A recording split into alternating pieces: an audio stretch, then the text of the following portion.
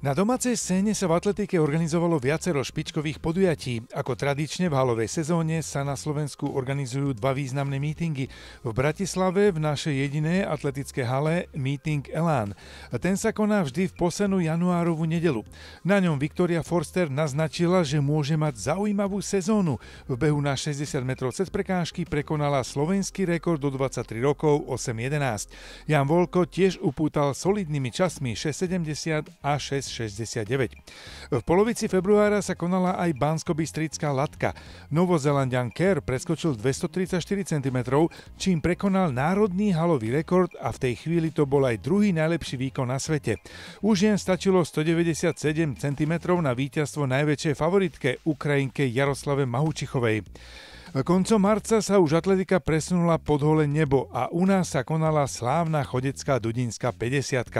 A tá bola ozdobená neskutočným výkonom.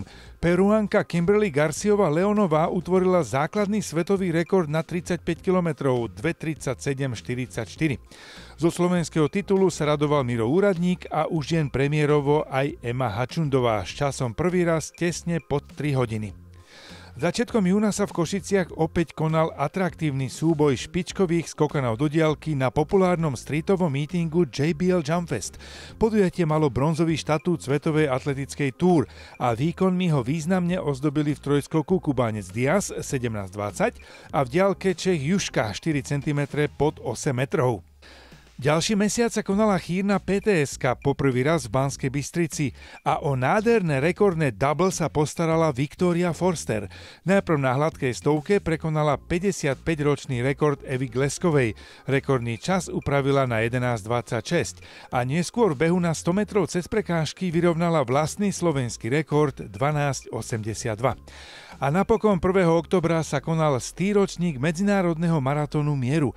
Veľká sláva v Košiciach bola o to krajšia, že Keňan Rono vylepšil traťový rekord o 6 sekúnd na 2:06:55.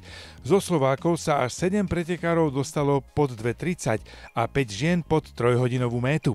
Z titulov sa radovali Marek Hladík a Veronika Páleníková. A tak sa môžeme tešiť opäť na budúci rok, kedy pre zmenu bude zase presne 100 rokov od prvého košického maratónu. Ale Slovensko bude organizovať aj majstrovstvá Európy do 18 rokov v Banskej Bystrici. Atletika u nás môže opäť poriadne inšpirovať.